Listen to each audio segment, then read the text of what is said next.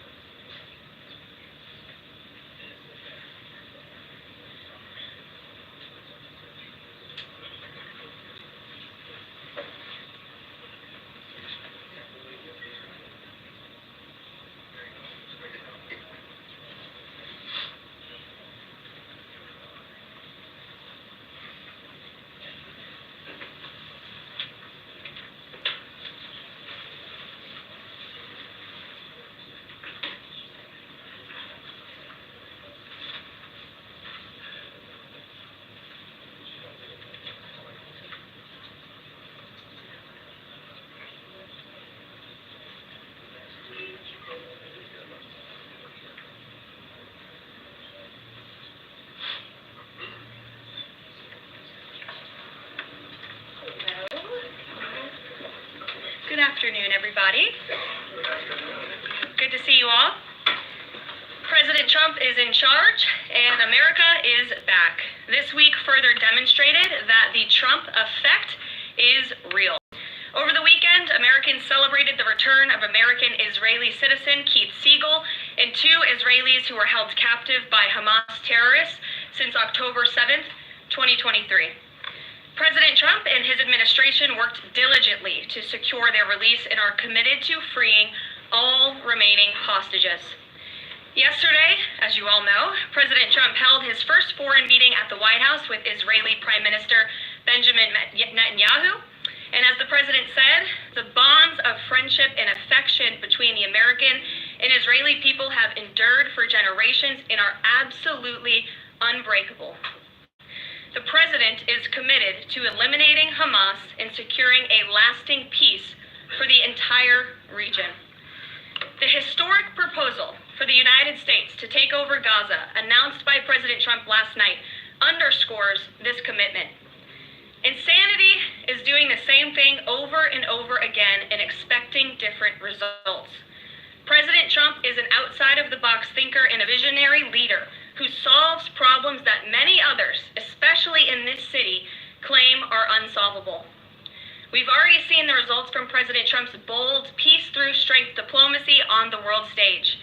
In response to President Trump's tariffs this week, both Mexico and Canada took immediate steps to alleviate the illegal alien migration and flow of deadly drugs, particularly fentanyl, into our country.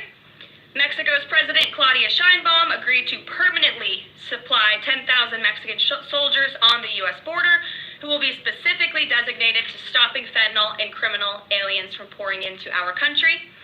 And Canada's Prime Minister Justin Trudeau agreed to appoint a fentanyl czar, list cartels as terrorists, and increase resources to assist the 10,000 frontline personnel at our northern border with Canada. In recognition of these steps, President Trump paused the implementation of tariffs for 1 month while negotiations continue and final deals can be structured. Throughout the transition and during his inaugural address, President Trump made it known that the United States cannot and will not allow the Chinese Communist Party to continue with its effective and growing control over the Panama Canal.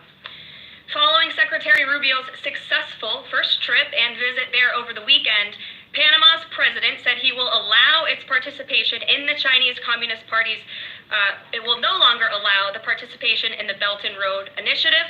That participation will expire. This is significant because Panama was the first nation to join Belt and Road and now becomes the first to back away from it because of President Trump.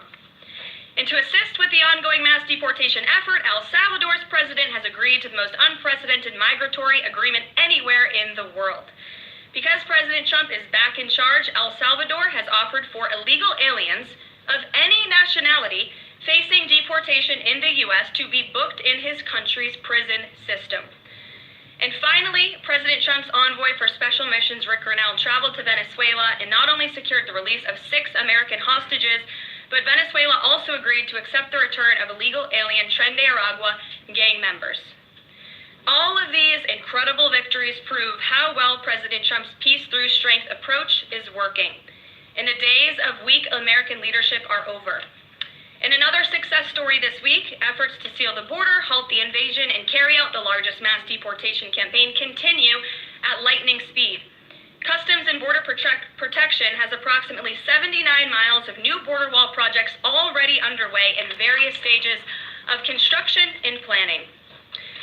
The first flights arrived to Guantanamo Bay yesterday afternoon out of El Paso. And who were some of the passengers aboard, you may ask? There were 10 members of the transnational gang Sintayehu on this flight. And overall, our heroic ICE agents continue to prioritize the removal of violent criminal illegal aliens in communities across the country. On February 3rd, ICE Dallas arrested a citizen of Nicaragua who has been convicted of sexual assault, strong arm, and lewd acts with a minor and sentenced to 15 years in prison. ICE Los Angeles arrested a Mexican citizen who has been convicted of lewd acts with a minor and sentenced to 364 days. And ICE Atlanta arrested a citizen of Mexico who has been convicted of homicide by vehicle and hit and run and sentenced to 6 months confinement. And ICE New York arrested a Venezuelan national and known TDA gang member who has a prior criminal conviction for assault in the 3rd degree causing physical injury. Americans are safer every single time one of these criminals is arrested and deported from our country. On another important and ongoing topic, the Senate is working fast to confirm President Trump's exceptional cabinet nominees in the face of relentless media smear campaigns. As of right now, 12 members of the president's cabinet have been confirmed, most recently Pam Bondi, who, as you all know, I was just in the Oval Office for that swearing-in ceremony surrounded by Pam's lovely family, and we look forward to watching her serve as the General of the United States. According to CNN, President Trump is getting more cabinet picks confirmed so far than the average president in the modern era. Another success story. And we believe it's critical that Republicans in the Senate majority stay tough and keep their foot on the gas to confirm all of the remaining nominees as quickly as possible so we can continue President Trump's important work here at the White House and across our entire federal government. And lastly, throughout his historic campaign, President Trump pledged to restore common sense to our country. And he's continuing to deliver on that with an executive order that he will sign later today. The president will be signing an executive order keeping men out of women's sports to defend the safety of athletes, protect competitive integrity, and uphold the promise of Title IX. This common sense action from President Trump ends the disgusting betrayal of women and girls by the previous administration, who for years catered to radical activists who wanted biological males to be treated as women in workplace showers, competitive sports, prisons, and even rape shelters. Gender ideology insanity is over. Submissions from individuals across the country interested in participating in our new media seat at a future briefing continue to flood in. We are at more than 12,000 and counting. If you're watching right now and are interested, you can continue to apply on our new media website, whitehouse.gov/newmedia. And in the seat today, we have a longtime national television broadcaster. I'm sure many of you recognized her when she came in, Sage Steele, who is now the host of an incredibly successful podcast, The Sage Steele Show, on YouTube and all podcast platforms. And previously, Sage was a fixture at ESPN from 2007 to 2023. primarily hosting Sports Center, which we all know well. Before leaving the company to exercise her First Amendment rights more freely, we are honored to welcome her to the briefing room today. She will be joining the president at the big EO signing later this afternoon. I know many of you will be there as well. So Sage, why don't you kick us off on this very exciting day for women and girls across the country. Thank you for joining us. It is exciting, and Caroline, thank you for welcoming people like me with a little bit of a different perspective, different background in this seat. It really does mean a lot. Thank you. Obviously, the House already passed the Protection of Women and Girls in Sports Act, which was a really big step for women and girls. So far, the Senate, as we know, has not brought it up to vote. We all know executive orders can be overturned, so I'm wondering how important it is to the president to get Congress to bring this, to pass legislation. So there are no instances like the past administration that really tried to destroy Title IX.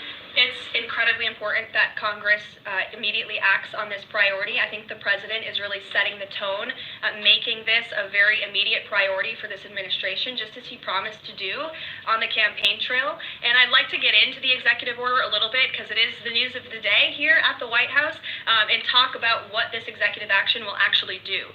So the executive order that the president will be signing later this afternoon, as I said, upholds the promise of Title IX. It also will require the DOJ to abide by the nationwide previous administration's illegal Title IX rewrite that would have dissolved single-sex spaces and opportunities. It also requires immediate action, including enforcement actions against schools and athletic associations comprised of schools that deny women single-sex sports in single-sex locker rooms. The executive order also calls for the convening of private sporting bodies in the White House. We want them to come to this campus so the president can hear in person the stories of female athletes who have suffered lifelong injuries, who have been silenced and forced to shower with men and compete with men on athletic fields across the country. Many of those women will be at the White House today. I encourage all of you in the media to actually talk to them, to hear their stories. And I would also just add one more thing. This is a wildly popular position with the American people. In fact, there was a new poll recently that showed the overwhelming majority of Democrats also support keeping biological men out of women's sports. And so I know the president is very excited about the bill signing that will take place at 3 o'clock this afternoon. You will hear from him more on that later, and we look forward to seeing you there, Sage. So thank you very, very much. Garrett, great to see you here today. Thank you. On Gaza, the president has spent basically his entire public career criticizing foreign entanglements, nation building, sending American troops to fight abroad, particularly in the Middle East. This plan seems like it could ultimately involve all of those things. Can you explain this reversal and how building and owning Gaza squares with America First foreign policy? I would reject the premise of your question that this forces the United States to be entangled in conflicts abroad. The president has not committed to putting boots on the ground in Gaza. He has also said that the United States is not going to pay for the rebuilding of Gaza. His administration is going to work with our partners in the region to reconstruct this region. And let me just take a step back here, because this is an out-of-the-box idea. That's who President Trump is. That's why the American people elected him. And his goal is lasting peace in the Middle East for all people in the region. And as I said in my opening remarks, we've had the same people pushing the same solutions to this problem for decades. And it's been made very clear to the president that the United States needs to be involved in this rebuilding effort to ensure stability in the region for all people. But that does not mean boots on the ground in Gaza. It does not mean American taxpayers will be funding this effort. It means Donald Trump, who is the best deal maker on the planet, is going to strike a deal with our partners in the region. He did not rule out American troops in Gaza last night. Are you doing that now? I am saying that the president has not committed to that just yet. He has not made that commitment, and you know that. And on the foreign partners, the Jordanians, the Egyptians, the Saudis have already panned this plan. What foreign partners, if any, have expressed any interest in being part of it? Well, the president has said he's been socialing this idea for quite some time. He's been thinking about this. He said in his remarks last night, this was not a decision or an announcement that he takes lightly. And the president has already spoken to the President al-Sisi. In fact, that was his first foreign leader call. He's meeting with the King of Jordan, King Abdullah, next week. He spoke with the King of Bahrain. He spoke with the Crown Prince of Saudi Arabia, and he has made it very clear, he's been very vocal, that he expects our partners in the region, particularly Egypt and Jordan, to accept Palestinian refugees temporarily so that we can rebuild their home. I'd like to show you some images of Gaza that were taken. Fox News aired this. I mean, that is, as they put it, in an apocalyptic scene in Gaza. This is an uninhabitable place for human beings. Do you really think that families live their dream in a region that looks like this, with no running water, no electricity? And the special envoy to the president, Steve Witkoff, recently traveled to Gaza, as you all know, and he came back with images that he showed the president of the dire situation here. And the president made this decision with a humanitarian heart for all people in the region. Peter. Thank you, Caroline. Are any officials here preparing to fight Democratic lawmakers in the streets? Absolutely not.